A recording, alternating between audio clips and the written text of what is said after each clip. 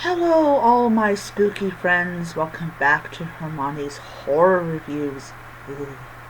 On this channel, I do horror book hauls, horror book reviews, both digital and physical media, audiobooks, and so much more. So if there's any conversation in the background, just ignore it because it's not important. Alright, so I told you guys that when I got halfway through whatever horror book that I was currently reading, I would do a kind of a, like, my personal feelings about it. So I am at the halfway point of Secret Santa. I'm at 56% of the book finished. What I did was I put this on Goodreads, and that's how I know how far I am into the story. So for people that don't know, this book is about a woman who gets a job at this publishing agency after the death of the founder of the publishing agency, and his son is charging her with finding the next Stephen King. And during the course of it, there's this ocean specter that tells her that she's in danger.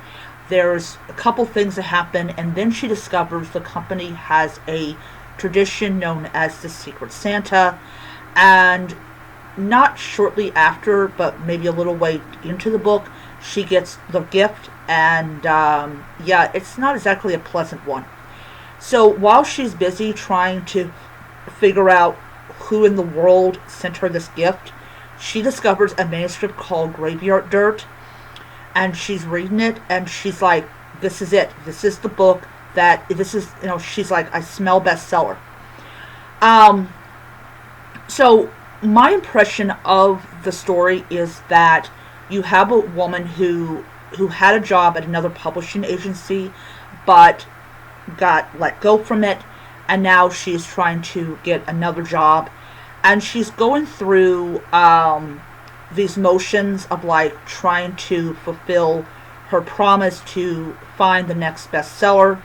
Horror is totally in vogue, and people are looking for the next big thing. This reminds me so much of like a lot of things that was around during that time. Like we have the mention of like the World Trade Center. So the World Trade Center was still there when she goes in for lunch. Like no idea that in a couple of decades it's going to come down.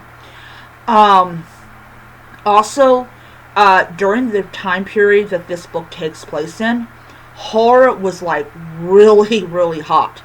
I mean, everybody was writing horror, it seems.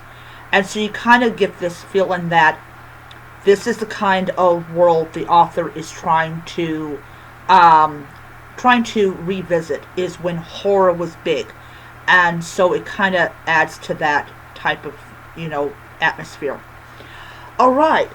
So yesterday I was at orientation, and on my Kindle, I was reading one of my newest horror acquisitions, and that was The Watchers. I can't remember the name of the author. I am at chapter 15 of that book. I'm not quite at 50% of that book read, but I think I'm at 40% of that book read. And it's just a weird book, but I'm enjoying it a lot. I'm just like, dang, this looks like a very interesting book. So when I get to 50% of that book read, I will do a mid book review of the book, and I am eyeing the sequel to that book as well. So I'll probably get the sequel to that book with my first paycheck, and everything. So, anyways, next month, I'm going on Amazon, and despite what I said, after I paid my bills and all that jazz, I'm going to get a massive horror book haul.